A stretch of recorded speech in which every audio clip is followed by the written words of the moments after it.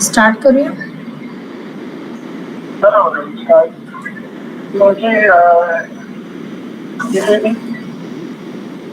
Okay. Hi.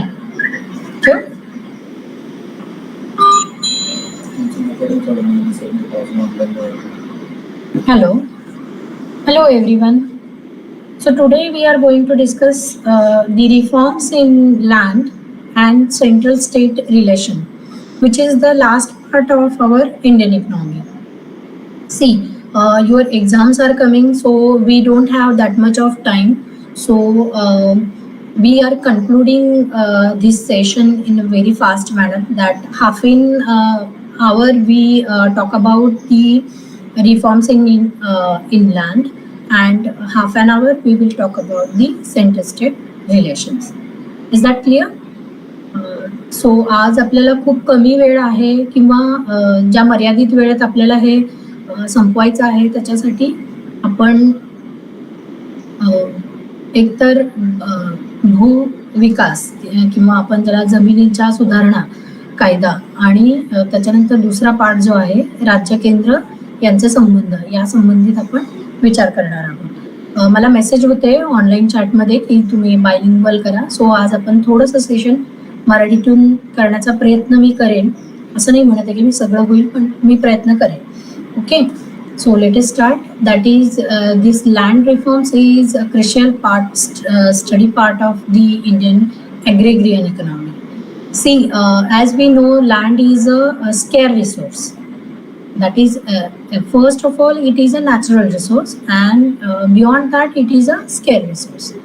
And the productivity of land is matter with the production, crop production. So we are having as an agriculture based economy, and that's why the production matters with the two factors, that is technological and institutional changes in that. Okay. So technological factors we can consider as improvement in the seeds, like high yielding varieties of seeds are there. Then we already seen that companies which are producing the high yielding varieties of seeds, okay, Tata and all other companies, private companies are providing the high yielding varieties of seeds. Then fertilizers, use of tractors, harvesting machines, then irrigation. This is the implemental change in the agriculture fertility, or we can say agriculture, overall agriculture production can be increased through these technical factors. So it is known as the technical factors. Then we will see the institutional factors. Under this, improvement in the land size, redistribution of land, and insecurity of the tenancy rights and high rents, etc. So we are studying here, that is the institutional factors matters with the farm productivity, because the size of land matters with the production.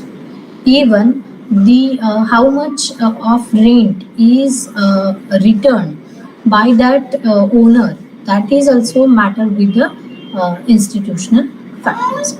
So the basic part of this chapter, that is the land reforms, why there is need for the land reforms, whether the land reforms work for the farming activities, and what are the reasons for the land reforms.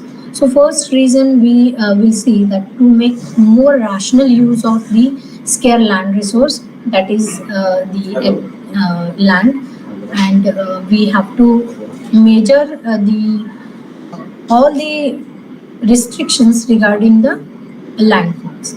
And second reason, that is by affecting condition of the holding, then sellings, and to stop the exploitation. Yes, a labor factor and other factors are responsible to reduce the reduction in the agriculture production. So we have to increase that production with the help of these rational changes or these reformer changes, and that's why we need the land reforms. Okay, so as we know, that is the uh, scarce resource, so we have to utilize this resource in a very proper manner and optimum use of that holdings. Okay, that's why this part of the studies are very essential. म्हणजे मला असं म्हणायचं आहे की जमीन सुधारणा कायदा जे काही आहे त्याच्यामध्ये जमीन हा मर्यादित घटक आहे आणि त्या मर्यादित घटकाच्या मुळे आपल्याला उपलब्ध असलेली जी काही फर्टाईल लँड म्हणतो आपण ज्याला, की ज्या जमिनीमधून आपण पीक घेऊ शकतो अशी सुपीक जमीन जी आहे त्या जमिनीच्या आधारावरच आपल्याला जमिनीचं विभाजन करता येतं आणि जास्तीत जास्त जमीन पोलिताखाली यावी याच्यासाठी प्रयत्न करण्यासाठी अशा प्रकारचे जमीन सुधारणा कायदा केले जातात. ओके, आणि त्याशिवाय त्याचे मालकी हक्क किंवा जे काही खंडप्राय असतात ते हे सगळं आपण त्याच्या अंतर्गत अभ्यासतो. याच्यामध्ये सगळ्यात महत्वाचं की कोणत्या ध्येयानुसार हे जमीन सुधारणा केली जाते. So let us see the prime objectives of the land reforms. The primary objective concern an overall renewal of the law structure for the agriculture land in India. These acts aimed at an equal and uniform distribution of the agriculture lands so that concentration of the ownership was not in few hands. Okay, then third one objective, that is abolition of the intermediaries of the medieval land ownership system in India. That is fourth one, that is facilitating optimum agriculture produce with the healthy and economic practices. That competitors are there, that's why here the word used as healthy and economic practices. Ensuring social and economic justice for previous violence of the tiller rights. Then uniform ownership of land would prevent the exploitation of tenant farmers and will help the reducing the rural poverty. So exactly in the last lecture we deal with this inequality, poverty and unemployment. So this part of the land reforms is very close to the that poverty, inequality and unemployment. So elimination of the exploitation of land relations to increase the agriculture production and infuse the equity in the society, and that's why we need the land reforms. Even to restructure the agrarian relations in order to achieve the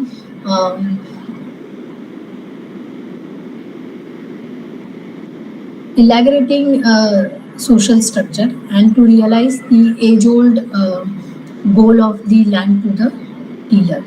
So these are the basic objectives for the land reforms, which helps to enhance the agriculture productivity and to make the secure land holdings for the farmer.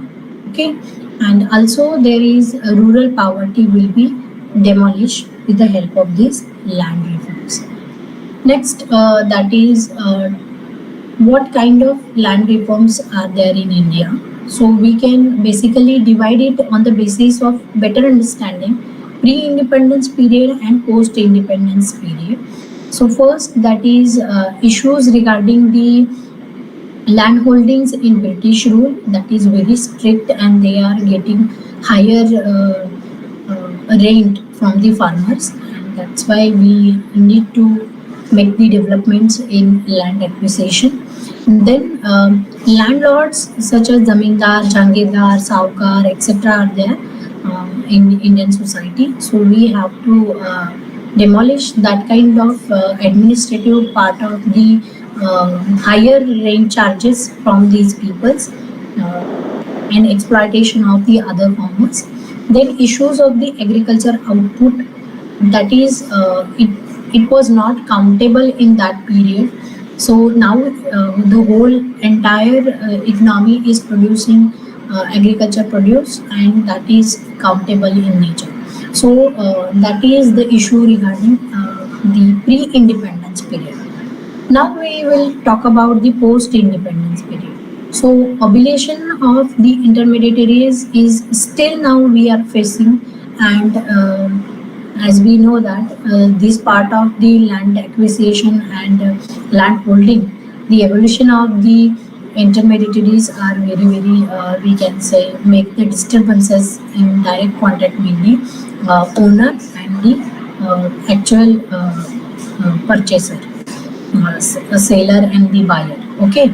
Then tendency reforms, regulation of the rent, security of the tenure, selling and floor of the land holdings, agrarian recognition, and organization of the cooperative farms. These are the post-independence issues, like organization of cooperative farmers. Here, that is some people, like 7 peoples, a group of people are combinedly doing same agriculture production, and they are making the marketing, management, and everything related with the even for the export, they are doing all the activities with the cooperative manner. So that part is increased, enhanced in post independence period.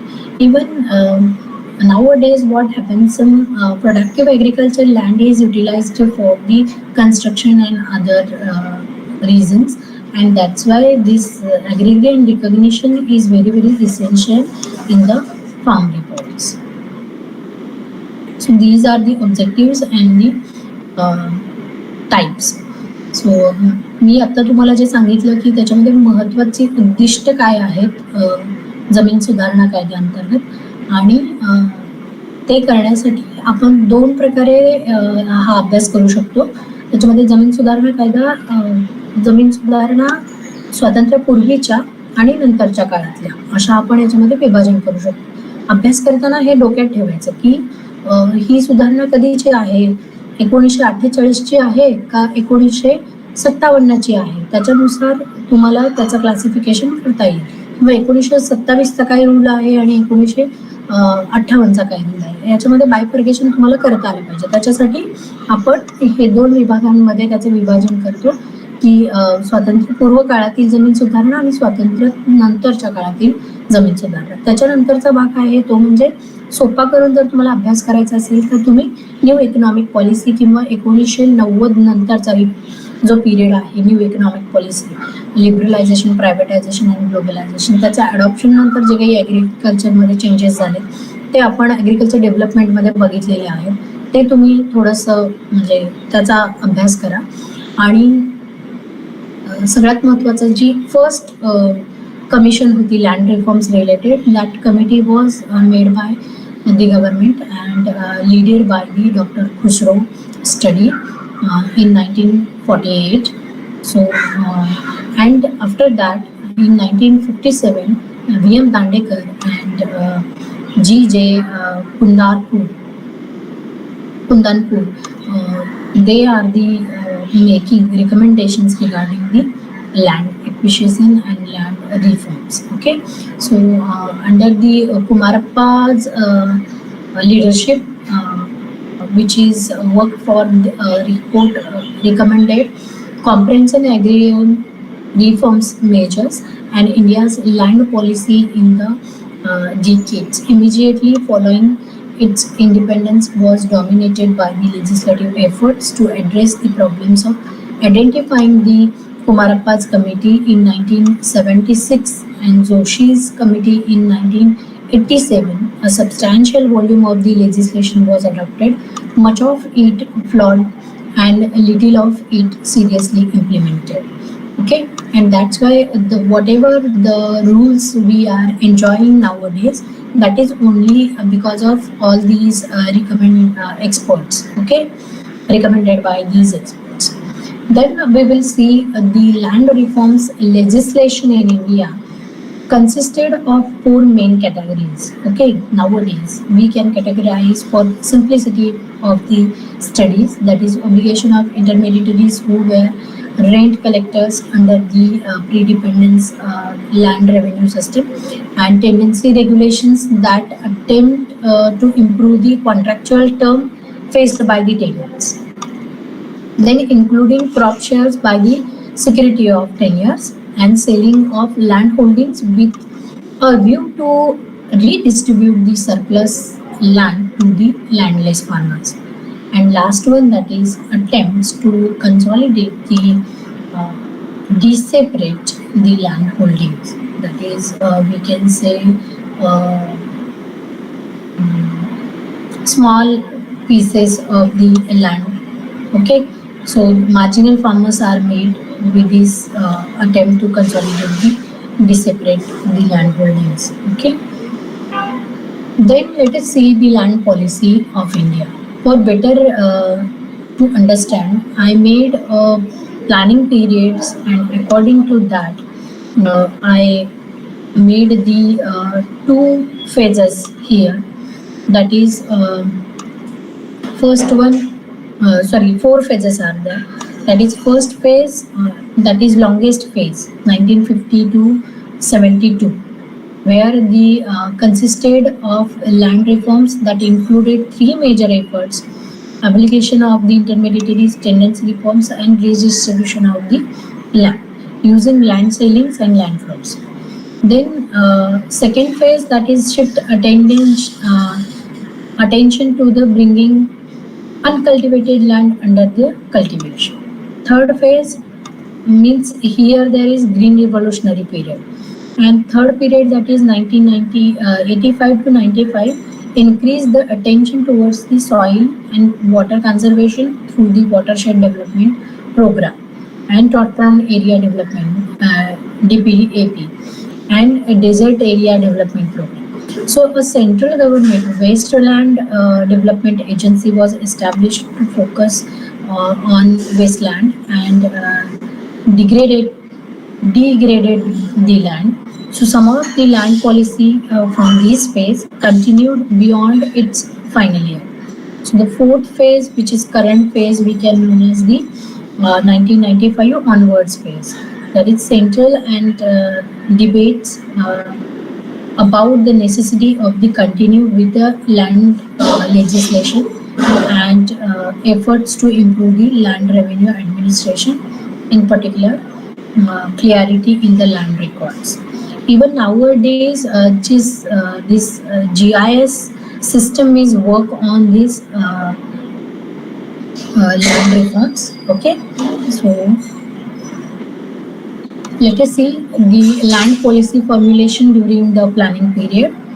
Under this 1950-56, that is the first 5-year planning, major issues under this, that is area under cultivation to increase the community development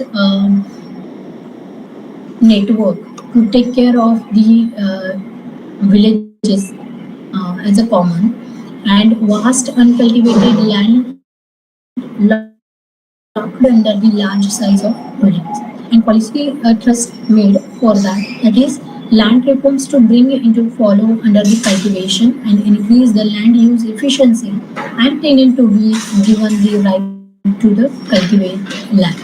So here abolition of intermediaries are planned to abolish. Okay, so this is all about the first planning period.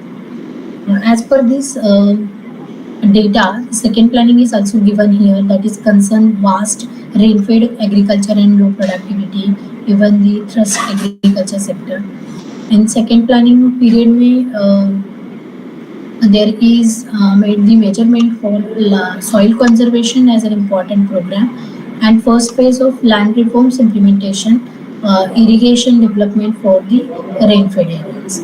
Then third plan, that is 1961 to 66, that is the third planning period.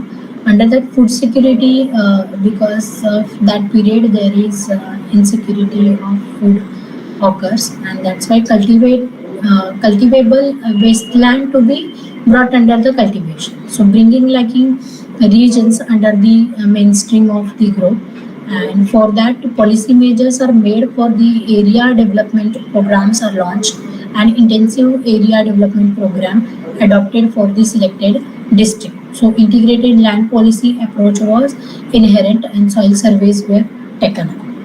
Next, that is fourth planning period, which is 1969 to 47. Emphasis on the food security and continue with the minimum dietary requirement to be met. And incentives diversion of land towards the food crops and enhancing the capacity of such a lands. So domination of the land holding size and low allocation and technical efficiencies, that is the reason why in that period, in 70s period, the production was less. That is, we know mother India वगैरह movie आपने देखा है. So that movies are made on the basis of this situation. Okay. So fifth planning period, that is 19 या 2 बीघा जमीन वगैरह, that movies indicates the situation of India on the screen. So problems of degradation of land management in irrigated common areas surfaced, drought-prone areas attached to attention, and policy thrust for that drought-prone area development and desert area development programs are made for the India. Even the soil conservation started and further enhanced with new impetus of the dryland farming. Okay, then let us see the sixth plan, 1980-85. That is, in this period, the major issue was underutilization of the land resource. Drought-prone areas continued to attract the attention, and attention lagging areas on the background of the green revolution required cultivation. So these are the points. You can make a separate table, to estimate all these major issues and policy thrusts made for that issue. So land and water management program was launched in 1980-85 during that period. Okay. So seventh plan, that is major issue was soil erosion, land degradation surfaced as major issues, land going out of the cultivation, and deforestation of forest lands. So these are the issues in seventh 5-year planning. In the eighth 5-year planning, dryland, rainfest areas and the requiring attention on the degradation of land that occurs. And in the 9th planning period, the major issues like land degradation and increase significantly. For that, integrated watershed development program across various components, rethinking on the land reforms and gap between the potentials and actual crop yields need to be breached, and need for a long-term policy document. So what are the policy measures used for that? So in 7th planning period, soil and water conservation and averting land degradation and specific attention for the watershed development program, that is for the long-term program, is launched. In 8th 5-year planning, watershed approach and soil conservation is concentrated to agroclimatic regional planning approach is developed. Then in 9th planning period, bringing the underutilized land under cultivation and management of the water lands, maintenance of village commons, and re-centralize the land management system. So for that, Panchayat Samiti institutions to manage the village lands and rethinking on the land legislation. आता मी याच्यामध्ये तुम्हाला विभाजन करून दिलेलं आहे की 1950 पासून ते 2002 पर्यंतचा डेटा घेतलेला आहे की ज्याच्यामध्ये आपल्याला मेजर इश्यूज आणि त्याच्यासाठी केलेले पॉलिसी मेजर्स यांचं आपण सेपरेशन करू शकतो. तर तुम्हाला अभ्यासाच्या दृष्टिकोनातून सोपं जावं म्हणून हे असं केलेलं. एक टॅब्युलर फॉर्म तुम्ही केला तरी चालेल की त्याचं शॉर्टमध्ये तुम्ही इश्यू आणि पॉलिसी ट्रस्ट असं तुम्ही त्याच्यात कॉम्बिनेशन करू शकता. आणि तो इयर पिरियड आहे तो पण इथे दिलेला आहे. 10th प्लॅनिंग पिरियडचा अजून 2002 ते 2007 ते पुन्हा 5 वर्ष 12 ते 17 आणि 17 ते पुन्हा आता 22 अशा प्रकारचे 5 इयर प्लॅनिंग याच्यामध्ये इन्क्लूड नाही आहेत की जे तुम्ही करू शकता की जे लेटेस्ट GIC आणि GPS यावर आधारित लँड रिफॉर्म्स आता आपल्याला अलीकडेचे रेकॉर्ड्स जे आहेत ते पाहायला मिळतात. त्याच्यासाठी current policy of land you have to refer for that. This agriculture situation in 2022 ही PDF अवेलेबल आहे जी गव्हर्नमेंट साईटची आहे.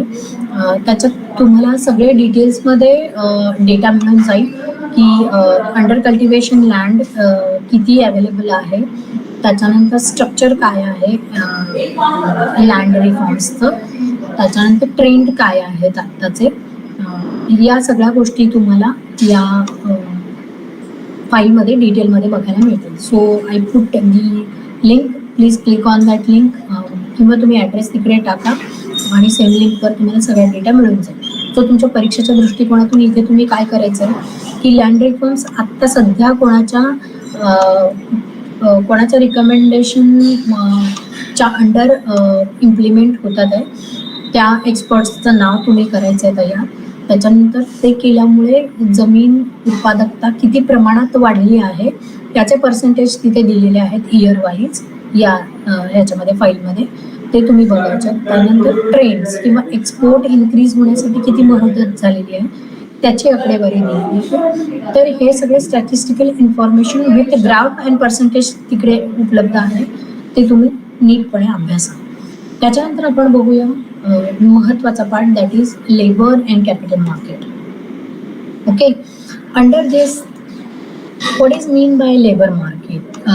Agriculture labor, that is the workers who are working in agriculture and allied activities and getting the returns in cash wages, and they maybe work for the part time or full time. They are known as the agriculture labor. So what are the features? How to identify the agriculture worker? It's very simple, that is they are in unorganized manner, they are unskilled and they are physical labor, की तुम्हाला ते सहज उपलब्ध होतात किंवा त्यांच्या कोणत्याही प्रकारच्या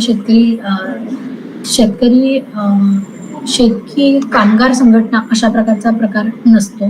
त्याच्यानंतर ते पूर्ण कुशल आहेत असंही नसतं त्यांच्या कामात. ओके, सो ही सगळी वैशिष्ट्य ॲग्रिकल्चर फार्मर्सची आहेत. जर तुम्हाला सिंगल प्रश्न आला की what are which of the following features of agriculture labour वगैरे असा प्रश्न पण सिम्पल सिटीमध्ये येऊ शकतो, तर त्याच्यामध्ये हे 3 कॅरेक्टरिस्टिक्स तुम्ही लक्षात ठेवा. ओके, आणि टाईम बाउंड पण नसतो त्यांना की या शेड्यूलमध्येच तुम्ही आलं पाहिजे, ते राहून गेले प्लीज ॲड करा तुम्ही. टाईम बाउंड नसतो ॲग्रिकल्चर फार्मर. ओके, जसं की इंडस्ट्रियल लेबरला टाईम बाउंड नसतो, 8 hours 10 hours 6 hours त्याच्यानुसार शिफ्ट्स असतात. सो इथे ते दिसत नाही ॲग्रिकल्चर वर्कर्समध्ये. Let us see the industrial labour. The workers who are engaged in industrial production are known as industrial workers. What are the features of the industrial workers? That is temporary employment, sometimes it is permanent also. Then migration from the town to village or village to city. Okay, then left their traditional occupation. Majority of the industrial labor are left their traditional occupation. So here also I given a link of the website which have a handbook of the labor conditions or labor status in India, which is very helpful to understand what kind of even this PDF file is containing the gender labor in India. Okay, which are the sectors are occupied by the male and what are the sectors occupied by the female. So gender studies are also included in this PDF file. Okay, so follow that link and get the information regarding the trends in employment in India, like that. Okay, so this is all about the labor market. Okay, so I am moving towards the statistical data of Indian workers in detail. That is the survey made by the International Labour Organization report is there, and this ILO organization is also providing the international information regarding the labours. So here we can get the knowledge of trends of employment in rural and urban areas as well as agriculture and industrial sector. Even the labor statistical information is available in this website. So go through it and collect the information with a concern statistical info that which you needed, or the examination is concentrated on that issues, like what are the gender percentage of the employment of male या female, like etc, like that, or how much of employment is increased in rural labor and urban area, like that. Okay, that data you can easily reach up to updating this information. Okay, go through that later. Okay, then let us see the, I think we have to move to the, तर मी तुम्हाला सांगत होते की जी काही सांख्यिकीय माहिती आहे भारतीय कामगारांच्या विषयाची, तर ती तुम्हाला या वेबसाईटवर उपलब्ध होईल आणि तुम्ही ती पहा, आवर्जून पहा, कारण त्याच्यामध्ये चार्ट्स आहेत, टेबल्स आहेत आणि पर्सेंटेजमध्ये सगळी इन्फॉर्मेशन दिलेली आहे. तर परीक्षेच्या दृष्टिकोनातून ती आकडेवारी तुम्हाला खूप महत्त्वाची आहे, किती पर्सेंटेज चेंज झालेला आहे आणि त्याच्यानुसार तुम्ही ते लक्षात ठेवायचं आहे. करंट आकडेवारी शक्यतो तुम्ही लक्षात ठेवा, जेणेकरून तुमची माहिती जी आहे ती अपडेट करण्यासाठी तुम्हाला उपयुक्त होईल. Let us see the center state finance relations. Okay, that is as we know, if there is political power, then there is use of economic power. If there is economic power, then there is use of the political power. So these are the sides of a single coin. Okay, two sides of a single coin. So the relationship of the central and state, that is like in the federalism, or we can say in the democratic system, on the mixed economy like India, is very depends on the interstate relationship. So it is based on the principle of federalism, in which the powers are divided between the union and the states. However, the powers are not equally divided and the center is given extra authority in case of the adversities. So further, the states are not allowed to leave this federation and the center can alter the boundaries of the states. So this complex interplay of power between the union and the state governments is known as the center-state relationship, and it is elaborately explained in our constitution. So it is somehow the part of the constitution. So it is including the three major elements to understand the center-state relationship. So I think yes, these are the three interstate relations. That is legislative, first one. Okay, second one that is administrative, and third one that is financial. बघा, तुम्हाला एक मी picture इकडे send केलेला आहे, त्याच्यामध्ये तुम्हाला दिसतंय की काहीतरी तरतूद केली जाते, दॅट इज लेजिस्लेटिव्ह मध्ये येतं. त्याच्यानंतर ॲडमिनिस्ट्रेटिव्ह मध्ये तुम्हाला इक्वॅलिटी मेंटेन करायची असते, म्हणजेच जितके अधिकार केंद्राने राज्याला दिलेले आहेत ते तंतोतंत पाळण्याचा जो काही प्रकार असतो, किंवा ते नियम लागू करण्याची जी काही पद्धत असते, जी काही यंत्रणा असते, ते सगळं ॲडमिनिस्ट्रेटिव्ह पार्टमध्ये किंवा ॲडमिनिस्ट्रेटिव्ह संबंधांमध्ये येतं. तर फायनान्शियलमध्ये सार्वजनिक कर्ज, सार्वजनिक कर रचना, किंवा आपण ज्याला म्हणतो रेव्हेन्यू कलेक्शन किंवा महसूल व्यवस्थापन ज्याला आपण म्हणतो, हा सगळा पार्ट फायनान्शियल मॅटर्समध्ये येतो. ठीक आहे, let us see one by one.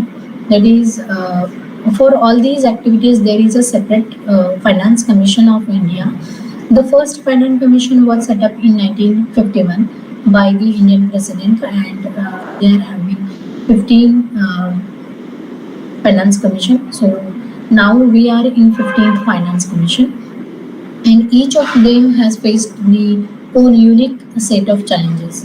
That is, every finance commission has faced the different kind of challenges of Indian economy, and successfully they are reach and overcome the problems, and that's why we are in an emerging economy. So, Shri N.K. Singh is current finance commissioner, and who is the chairperson of 15th Finance Commission. He appointed from the 27th November 2017. So that date is very essential. The post is very essential, and name of the finance commissioner is essential for exam point of view. Okay, so set up under the Article 280 of the Constitution, it is its core responsibility is to evaluate the state of finances of union and state governments, recommend the share of the tax between them, and lay down the principle.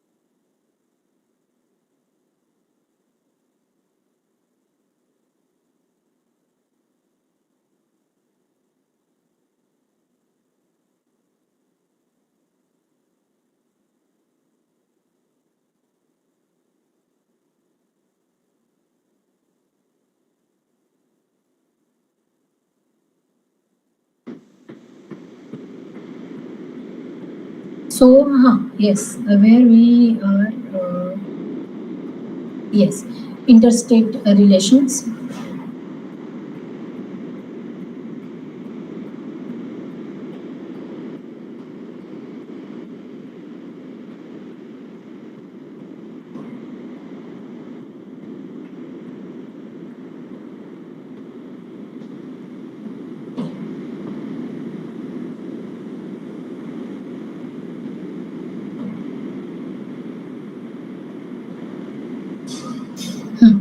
Yes, interstate relations we are seeing.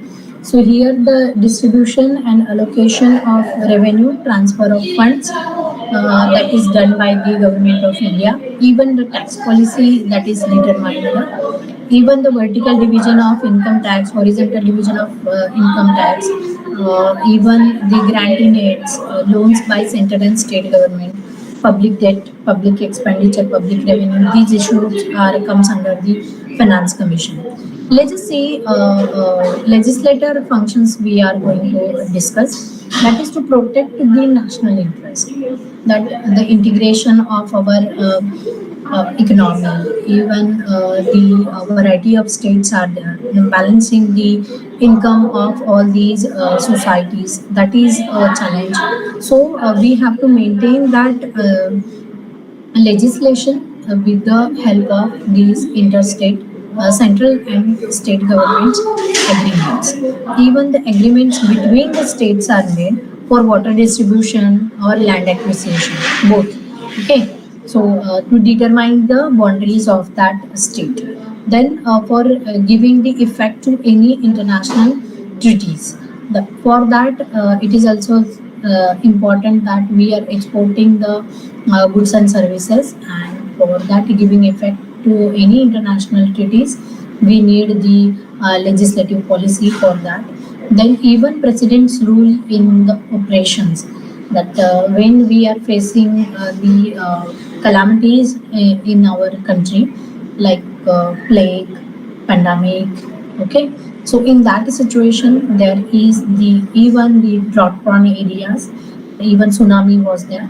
So these issues comes under the president rule in the operations, and we make some special efforts and special policy for that states. So this kind of interstate legislative administration is very important. Relations should be maintained. That is the important part. Let us see the administrative work. Under this, the extent of executive power of the state and center, that should we know. Then the duty on state and not interfere with the executive power of the union government. That some part, some decisions should be taken by the state government under the executive power of the union government. Like suppose there is the tribal issue was there going on, and for the reservation of their employment, or providing certain programs for the tribal peoples, that should be sanctioned by the union government. So TRTA department is for that, working for that, but they should raise the funds from the union government to the state government. So duty is on the state not interfere with the executive power to the union government. Then to construct or maintain the means of the communication relating to the military and national importance. Okay, some regional balance or regional battles should be maintained with these constructing and maintaining the communication with the military and national importance. Then we have to protect the railways, that facility from one corner of the country to the another corner of the country. We should make the protection, or we can make the safe transport from one place to another through the railway system. Okay, so for that, the union government and the state government have to allow the path, the roads, the uh, lands for these kinds of developments, infrastructure development. Okay, for the welfare of the scheduled tribes. So this part is very essential, because these tribe peoples don't have any kind of facilities like education, good health, and other things. So the government is trying to build up the confidence of these peoples by providing the reservation system in the employment and equal opportunities for them. So that is comes under the welfare of the scheduled tribes. Then impart the primary education and mother tongue language in mother tongue language. That is, as we know, we are learning in a bilingual method. Okay, because what? Why? Because you need some help from the mother tongue language, better understanding of the knowledge that could be possible with the mother tongue language. That's why we are taking the knowledge through our mother tongue. Then for that also, the interstate government, central and state government is making the equal chance to develop the regional languages, equal importance to the international as well as regional languages. So in India, there are various states. They are having a separate language development department in their states to improve the these linguistic development. Okay, so let us say the next one, that is to ensure that the constitutional provisions are followed by the state government. Yes, that is not only the state government's responsibility, it's a personal responsibility of each citizen to make the follow the constitution in a proper manner. That voting and voting rights and speaking rights and the responsibilities also. Then the power of the union government to adjusting the interstate river water dispute. Yes, like in Maharashtra, there is dam water of Kalmatti River, Kalmatti Dam, and Maharashtra's Koyna Dam. Okay, So Krishna's water is stored in Koyna dam, and remaining water is go through the Almaty dam. Okay, so the flow of the river was like from Maharashtra to Karnataka to West Bengal. So the water distribution of that in rainy season, the flow of that river is very we can say high, and the Karnataka government is not looking after the management of that water. Okay, that is an issue. So the power of union government to make the adjustment of such river water disputes. Okay, for drinking water supply as well as the power generation plants. Okay, both are essential and comes under the infrastructure facilities. So in that way, we have to depend on the relationship of the central government and state government. Then only we can solve such kind of problems. Even the regional boundaries problems are also made, like Tamil Nadu's and Andhra Pradesh, they are battling with the regional boundaries. Okay, so like that, there are so many issues which are tackled by the union and state government relationship under the administrative law. Let us see the last part of our chapter, that is financial functions, distribution of tax, granting aids from the central resources, and finance commission, that is the separate body working for the financial decisions. So federalism is the part of the basic structure of the constitution, and the center state relationship is the core principle behind it. So there are mainly three facets, namely legislation, administrative, and financial matters, wherein their relationship is governed. So broadly, we can say these three domains, the power of the center and the states are confined to the subject of union and state list respectively. So, however, in case of an emergency, all the powers got transferred to the central government. Okay, so this is all about the central state relations. One part is remain, I think that is capital market we have to discuss. That was skipped. Okay, so labor, as we seen the labor market and capital market. Capital market is totally we will see in our next lecture. That is, we are dealing with the financial system. In that lecture, I will cover this whole part of the capital market. Just look after the websites I have given here. That is SEBI's one site is NSE's website, and second one is that is the capital market information. Okay, so under that you can cover these 5 points, like what is the long form of these SEBI and NSE, that is Security and Exchange Board of India, that is SEBI, and NSE, that is National Security Exchange Limited India. Okay, that is NSE.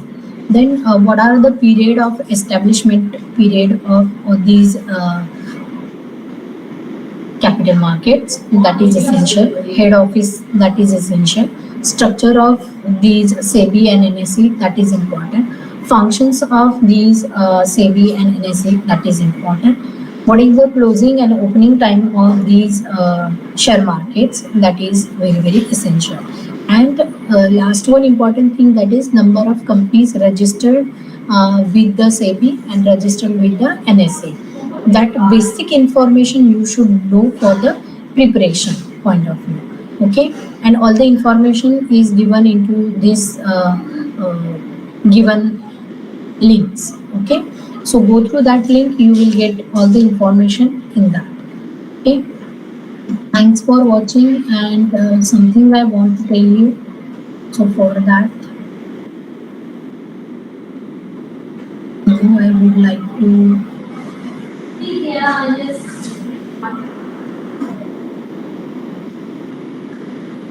stop the presentation.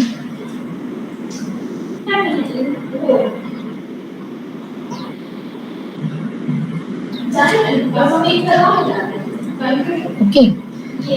So let us see.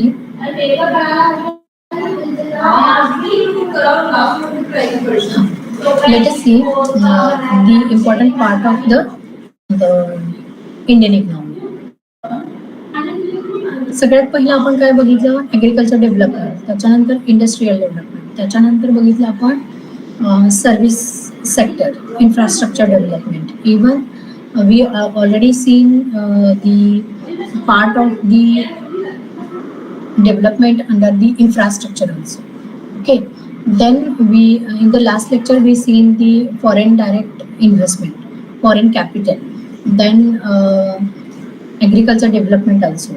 Okay, then export, BOP, balance of payments, and the capital formation, labor problems, types of labors, आणि आज आपण cover केलं ते land reforms. Okay, मला वाटतं urban development पण आपण पाहिली, बरोबर. तर या सगळ्याचा अभ्यास करत असताना इंडियन इकॉनॉमीला तुम्ही आता ह्या पार्ट्समध्ये डिवाइड करा. त्याच्यानंतर डिवाइड केल्यानंतर त्याला period wise, planning period wise ज्या डेव्हलपमेंट आहेत त्याच्यानुसार तुम्ही त्याचं बायफर्गेशन करा. म्हणजे टॅब्लो, मला माहिती आहे इतका वेळ नाही आहे, पण जेव्हा जेव्हा हा कच्चा एक चार्ट तयार करून घ्या, प्लॅनिंग, त्याच्यानंतर तिथे त्या सेक्टरमध्ये काय डेव्हलपमेंट झाली ते, त्याची पर्सेंटेज व्हॅल्यू, आणि जे काही नव्याने तिथे इम्प्लिमेंट झाले ते, अशा 3 गोष्टी जर तुम्ही केल्यात तर आय होप की तुम्हाला एक्झाममध्ये इंडियन इकॉनॉमीवर जवळपास 15 प्रश्न विचारले जातात, ते सगळेच्या सगळे कव्हर होण्यासाठी तुम्हाला मदत होईल. त्याच्यासाठी हा टॅब्युलर फॉर्म जो मी तुम्हाला सांगितला आहे, फॉर्म्युला ऑफ टॅब्युलर फॉर्म, हां, हे मी आधीच्या लेक्चरमध्ये पण तुम्हाला बोलली आहे की तुम्ही जे काही अभ्यास करता ते टॅब्युलर फॉर्ममध्ये मांडायचा प्रयत्न करा, जेणेकरून तुमचा अभ्यास अधिक चांगल्या प्रकारे तुमच्या लक्षात राहील. तुम्ही करून बघा, म्हणजे तुमच्या लक्षात येईल. तर हे तुम्ही आवर्जून करा, म्हणजे तुम्हाला त्या क्षेत्रीय विकास जो काही झालेला आहे भारतामध्ये त्याचं पर्सेंटेज तुम्हाला लक्षात ठेवायचे आहे, त्याच्यासाठी ते उपयोगी आहे. त्याच्यानंतर आत्ता दिलेल्या ज्या काही साईट्स आहेत त्या एकदा का होईना नीटपणे तुम्ही वेबसाईटवर बघू शकता. तुमच्याकडे सगळ्यांकडे स्मार्टफोन्स आहेत, आय नो, तर त्याचा उपयोग तुम्ही जरूर करा. आणि जी काही इन्फॉर्मेशन त्याच्यामध्ये उपलब्ध करून दिलेली आहे ती कृपया पहा आणि एक्झामच्या दृष्टिकोनातून चांगल्या प्रकारे, उत्तम प्रकारे प्रिपरेशन करायला घ्या, जेणेकरून यातलं काही राहिलं नाही ना, असं तुमचे जे प्रश्न असतील किंवा जे काही तुम्हाला वाटेल ते तुम्ही मला मेसेज करू शकता. तुम्हाला नक्की त्याच्यावर मी उपाय सांगेन किंवा त्याचं उत्तर देईन. ठीक आहे, ऑल द बेस्ट. खूप छान प्रिपरेशन करा. We finished here the Indian economy. In the next lecture we will deal with the financial system, that is banking and finance system of India. Okay, so meet you soon. उद्याच आपल्याला lecture आहे, उद्या आपण पुन्हा भेटूया. तोपर्यंत नमस्कार.